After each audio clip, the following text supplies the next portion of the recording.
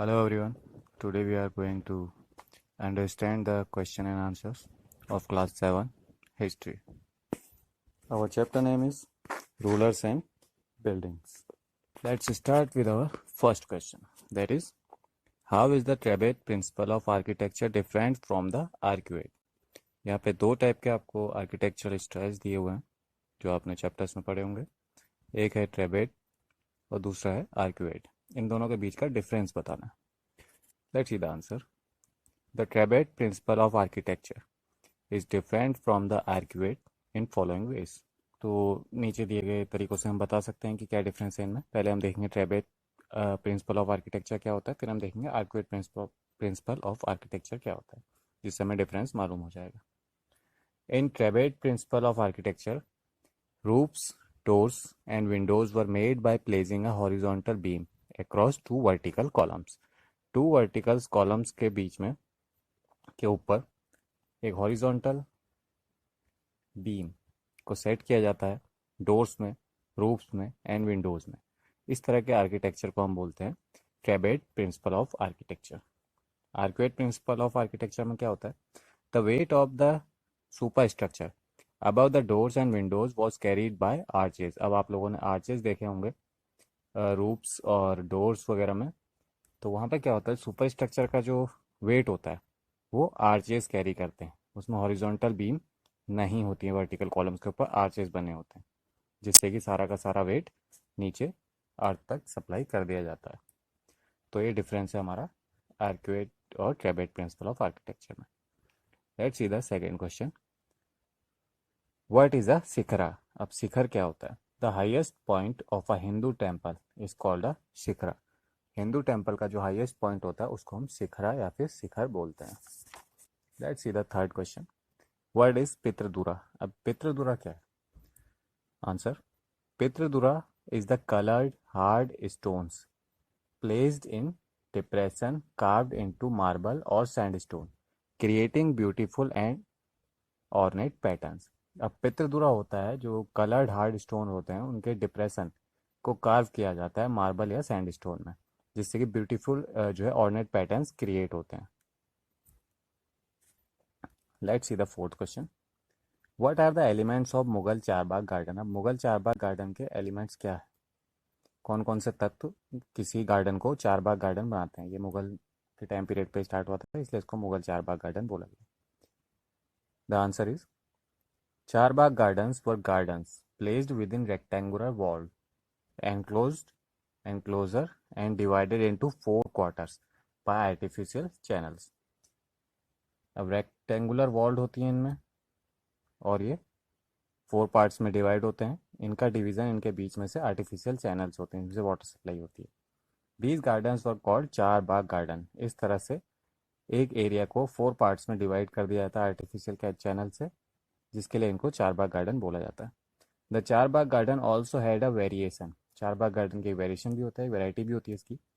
That historians describes as the river front garden, जिसको historians ने river front garden बोला है.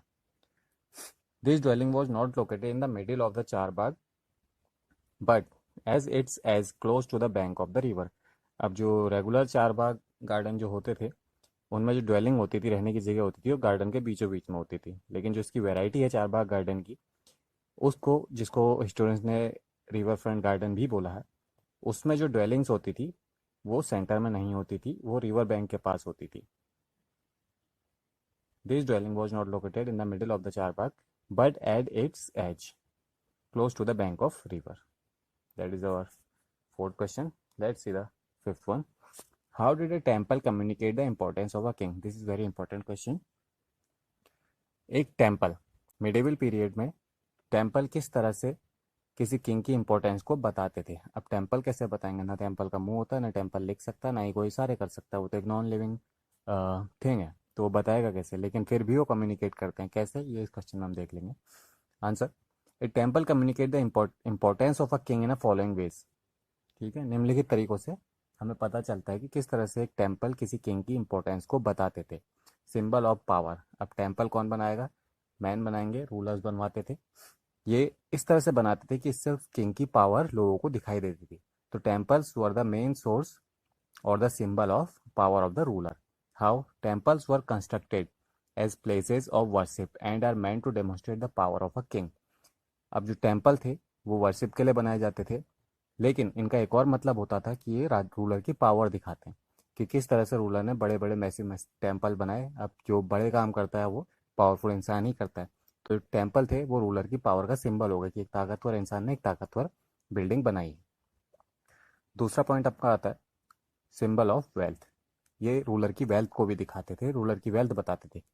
Temple were build to show the wealth of a king to the people. अब किस तरह से temple बताते हैं कि रूलर बहुत रिच थे, क्योंकि टेम्पल्स में गोल्ड का यूज़ होता था, डिफरेंट ऑर्नामेंट्स का यूज़ होता था, बड़े बड़े उसमें स्टोन्स, मैसिव स्टोन्स लगाए जाते थे, बहुत बड़े एरिया में उनको बनाया जाता है, जिसके लिए बहुत ज़्यादा पैसे की ज़रूरत पड़ती थी। गरीब इंसान टेम्पल, बड़े टेम्पल इस तरह से नहीं बना सकता था जो रूलर बनाते थे। रूलर के बनाए हुए टेम्पल्स को देख कर ही हमें पता चलता है कि इसे बहुत रिच और पावरफुल पर्सन ने ही बनाया होगा। Symbol of devotion. Symbol of devotion, अब वो भक्ति का भी एक सिंबल थे।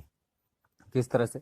Temples were specially build to show the devotion of a king to his god और गॉडेसेस। अब जिस तरह आज भी हम देखते हैं कि लोग अपना डिवोशन दिखाने के लिए डिफरेंट डिफरेंट टाइप के सेक्रीफाइस परफॉर्म करते हैं, यज्ञ करते हैं, पूजा पाठ वगैरह करते हैं, बहुत पैसा खर्च करते हैं, जिससे कि लोग अपना डिवोशन शो करते हैं गॉड के लिए। तो कोई अपनी बहुत ज़्यादा पैसा लगा रहा है, बहुत ज़्यादा टाइम दे रहा है, बहुत ज़्यादा अपने पावर रिसोर्सेज यूज़ कर रहा है किसी चीज़ को बनाने के लिए, that means he was devoted. तो सिंबल ऑफ डिवोशन भी टेम्पल थे कि ये राजा बहुत बड़ा भक्त है ईश्वर का, भगवान का, इसीलिए उसने ये मंदिर बनाए।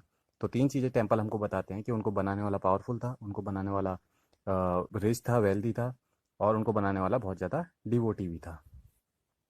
Fourth point is promote king as a god. अब टेम्पल्स का जो ये फोर्थ पॉइंट है ये बहुत ज़्यादा इंपॉर्टेंट है, because the ruler wanted to promote himself as a god on the earth. क्योंकि रूलर अपने आप को अर्थ में गॉड के रूप में अपने आप को इस्टेब्लिश करना चाहता था, प्रमोट करना चाहता था, लोगों को ये बताना चाहता था कि इस धरती पे रूलर भगवान है। किस तरह से देख लेते हैं। The temple were miniature models of the world ruled by the king and his allies. अब जो ये दुनिया है वो राजा और उसके जो मंत्री हैं वो लोग रूल करते हैं, इसी बेस पे वहाँ टेम्पल्स का कंस्ट्रक्शन होता था। वहाँ पे मेन रूलर की फोटो, जो मेन गॉड होते थे वो सेंटर में होते थे, उसके आसपास जो है लाइन से छोटे मोटे देवी देवताओं की जो है स्टैचू वगैरह स्टेब्लिश कर दिए जाते थे, जिससे दिखाया जाता है कि रूलर जो होता है वो सेंटर में बैठ रहा था, उसके मंत्री उसके आसपास बैठ रहते हैं। तो एक मिनिएचर मॉडल था टेम्पल, किसका? रूलर्स के द्वारा रूल किए जाने वाले वर्ल्ड का। For example the Raja Rajeshwara temple was build by king Raja Rajadeva for the worship of his god. तो राज राजेश्वर जो टेम्पल है वो किंग राज राजेश्वरम द्वारा बनाया था अपने गॉड की वर्शिप के लिए। The king took the god's name because it was auspicious and he wanted to appear like a god. जो रूलर था उसने गॉड के ही सिमिलर नेम एडेप्ट किया हुआ था, जिससे कि लोग उसे as a god he appear करें।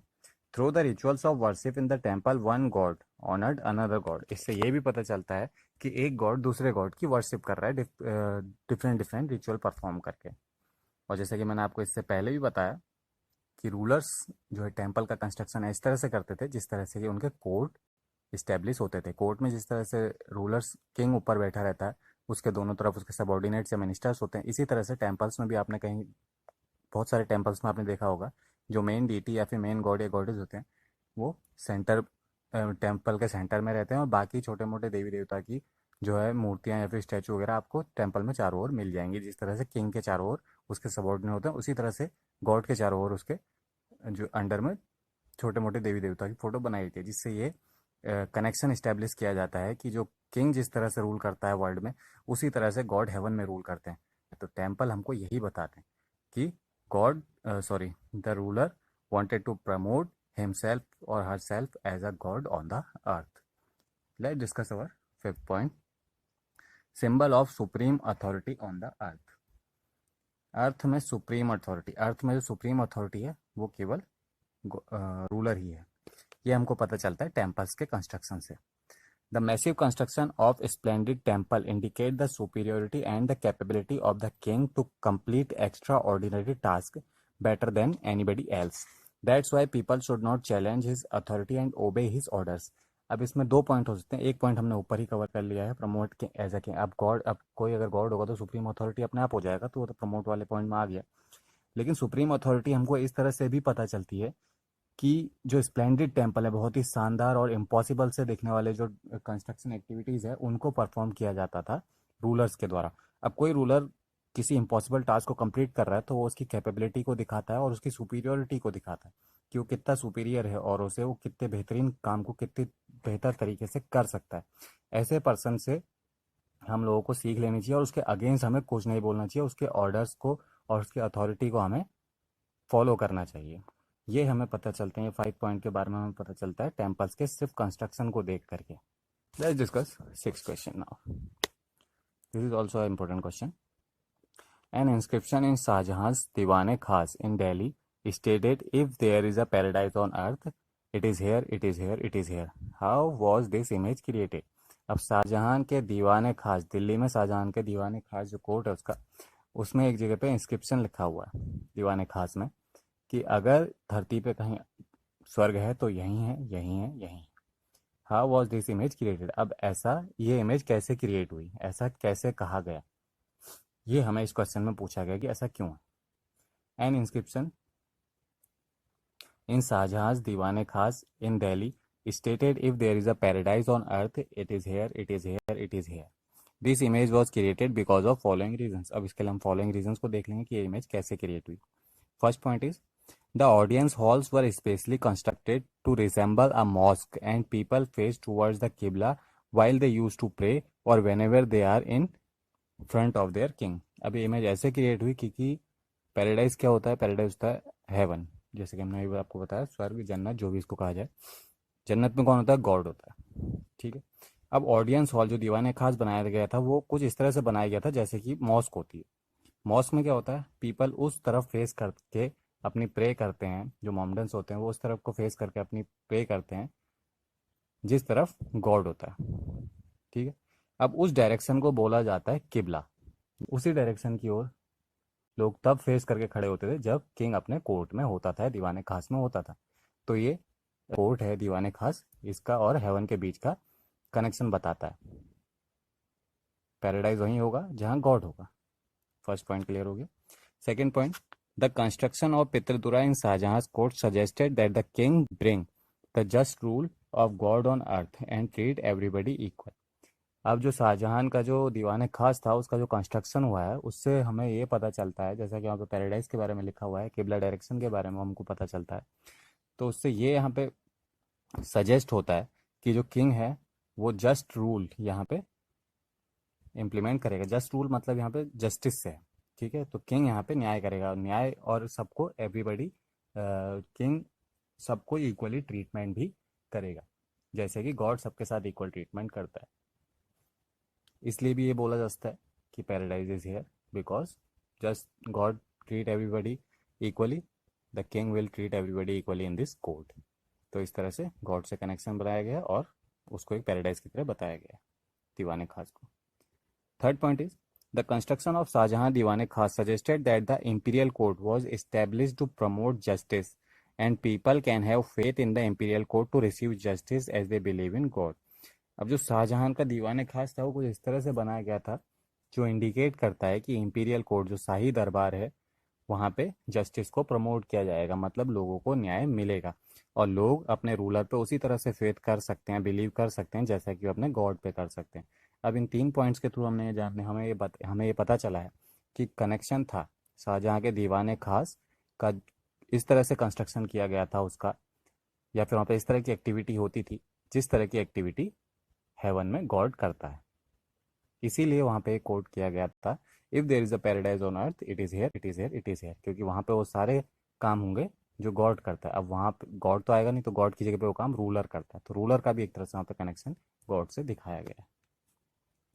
With the help of above points, we can say that Shahjahan tried to make people feel that he was their God and they live in heaven in his reign. Let's discuss our 7th question of this chapter. How did the Mughal court suggest that everyone, the rich and the poor, the powerful and the weak, received justice equally from the emperor?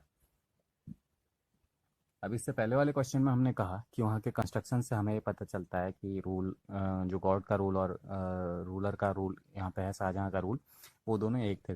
अब इस question में हमसे पूछा गया कि ऐसे कौन से किस तरह से कंस्ट्रक्शन से हमको ऐसे कैसे पता चलता है।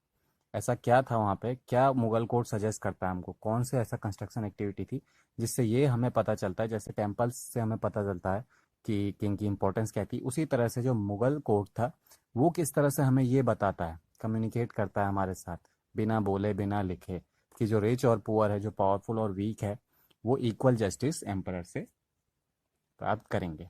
ये हम इस क्वेश्चन में जानने की कोशिश करेंगे। The Mughal court suggested that everyone, the rich and the poor, the powerful and the weak, received justice equally from the emperor in following ways. Following ways से हमें पता चल जाएगा। First is the construction of Pitradura. In Shahjahan's reign, aimed to send a message to common people that just like the legendary Greek god, Orpheus calmed the ferocious beast by playing his lute until they started living together peacefully. The king would promote equality to create a world where all could live together in harmony and peace. अब एक Greek God का यहाँ पे reference दिया गया है, ऑर्फेयस, sorry yes ऑर्फेयस Greek God है, ऑर्फेयस legendary Greek God का यहाँ पे रेफरेंस दिया गया है। शाहजहाँ का जो कोर्ट है, उस कोर्ट में शाहजहाँ के थ्रोन के पीछे ग्रीक गॉड ऑर्फियस को एक ल्यूट बजाते हुए दिखाया गया है। ऐसा माना जाता है, ऐसी मान्यता है कि जब ये लीजेंडरी ग्रीक गॉड ऑर्फियस अपनी ल्यूट बजाता है, प्ले करता है, तो उससे फेरोजिक बहुत ही भयानक जो राक्षस है वो शांत हो जाता है, और वो तब तक उस ल्यूट को बजाता है जब तक वो पूरा राक्षस शांत होकर के गॉड और राक्षस दोनों एक साथ कोएग्जिस्ट करके हार्मोनी और पीस के साथ ना रहें। तो इस कंस्ट्रक्शन से हमको ये पता चलता है कि गॉड गॉड यहाँ पे ऑर्फियस की जगह किंग है। किंग प्रमोट करता है इक्वलिटी को, चाहे आप कैसे ही हो आपके साथ इक्वल ट्रीटमेंट होगा। अगर आपने सही काम करा तो आपके साथ सही होगा, अगर आपने गलत काम करा तो आपके साथ गलत होगा, चाहे आप राक्षस हो या आप भगवान हो, आप पावरफुल हो, रिच हो, आप वीक हो, आप कुछ भी हो। इससे पता चलता है कि किंग वहाँ पे सबके साथ को एग्जिस्टेंस में रहना चाहता है, चाहे हिंदू हो, चाहे मुसलमान हो, चाहे कोई भी हो, तो सबके साथ इक्वल ट्रीटमेंट होगा। ये मैसेज वहाँ पर जाता है, और अपने रीन में और अपने जो एम्पायर है उसमें जो शाहजहाँ है वो ये चाहता है कि सभी लोग हारमोनी और पीस के साथ रहे, आपस में कोई टकराव ना हो। तो ये हमें कंस्ट्रक्शन एक्टिविटी पितृदुरा से पता चलता है, जिसके बारे में हम भी हमने बात करी थी। नेक्स्ट जो पॉइंट है वो है everybody needs to face the direction of qibla. किबला आप सभी लोग जानते हैं, the direction faced by Muslims at prayer when the court was in session because the pedestal on which his throne was placed established in that direction. जो उस direction में pedestal जिसमें राजा का जिसमें थ्रोन इस्टेब्लिश होता है, जिसमें राजा बैठता है, वो राजगद्दी उस तरफ को लगाई जाती है, जिस ओर अगर कॉमन पीपल है वो फेस करे तो उसको रूलर का फेस दिखाई दे, और कॉमन पीपल अगर उस समय प्रे करेगा तो उसको किबला की डायरेक्शन ही फेस करनी पड़ेगी जिस ओर गॉड होता है। The idea of the king as a representative of god on earth was suggested by these architectural features of the Shahjahan court and the god treats everybody equally. अब किंग को या ruler को God का representative यहाँ पे बताया गया। इससे पहले हमने देखा कि ऑर्फियस के जो लीजेंडरी गॉड थे, ऑर्फियस ग्रीक गॉड, उनके कंस्ट्रक्शन एक्टिविटी में उनका यूज़ किया गया था ये बताने के लिए कि जैसे गॉड बीस्ट को शांत कर सकता है, वैसे ही मैं सबको यहाँ पे हारमोनी और पीस लेकर आऊँगा, कॉमन पीपल सब शांति से रह सकते हैं। उसी तरह से किबला की डायरेक्शन में अपने राजगद्दी को एस्टेब्लिश करने का यही मतलब था कि वो लोगों को बताना चाहता है कि he was just like a god और the representative of the god on the earth and god treat everybody equally in his reign. अब गॉड सबके साथ इक्वल ट्रीटमेंट करता है, इसीलिए रूलर भी सबके साथ इक्वल ट्रीटमेंट करेगा। तो इन दो पॉइंट से हमको ये पता चलता है कि किस तरह से मुगल कोर्ट के कंस्ट्रक्शन से हमें ये मैसेज मिलता है कि एम्परर जस्टिस को प्रमोट करेगा और पुअर, रिच, पावरफुल, वीक सबके सब इक्वली जस्टिस रिसीव करेंगे गॉड से। With the help of above points, we can say that the Mughal rulers projected themselves as a representative of the god on earth. And just like everyone receives justice equally from the god, the rulers as the representative of God also provide justice equally to everyone in their kingdom. Come to the 8th question of this chapter. What role did Yamuna play in the layout of new Mughal city at Shahjahanabad? अब जो new Mughal city थी शाहजहानाबाद, जिसको शाहजहां ने establish करा था, वहाँ पे Yamuna river का क्या रोल था उसके लेआउट में, उसकी बाउंड्री में चारों तरफ। The river Yamuna played a major role in the layout of the new Mughal city at Shahjahanabad. Shahjahanabad में उसने एक बहुत ही इंपॉर्टेंट रोल प्ले करा था। Shahjahan adapted the river front garden in the layout of Shahjahanabad that he constructed in Delhi. अब दिल्ली में उसने शाहजहानाबाद को इस्टेब्लिश किया था, कंस्ट्रक्ट करा था, और वहाँ पे उसने रिवर फ्रंट गार्डन को जो है अडॉप्ट किया था, जिससे कि हमने आपको बताया था इस सबसे पहले वाले पहले के 2 क्वेश्चंस में से आया होगा कि रिवर फ्रंट गार्डन वेरिएशन है चार बाग गार्डन का, जिसमें जो रिवर फ्रंट गार्डन में जो ड्वेलिंग्स होता है वो रिवर के जस्ट एज पे होती है, उसके आगे फिर गार्डन्स बने होते हैं जो 4 क्वार्टर्स में डिवाइड होते हैं। तो शाहजहां ने इस तरह का डिज़ाइन वहाँ पे अडॉप्ट किया था, so that he control so that he could control the access that nobles had to the river.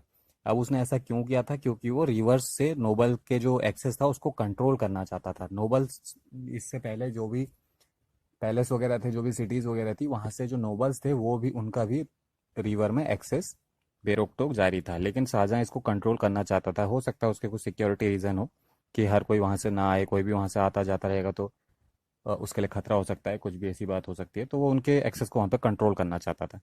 Only the exceptionally favoured nobles like his eldest son Dara Shikoh were given access to the river.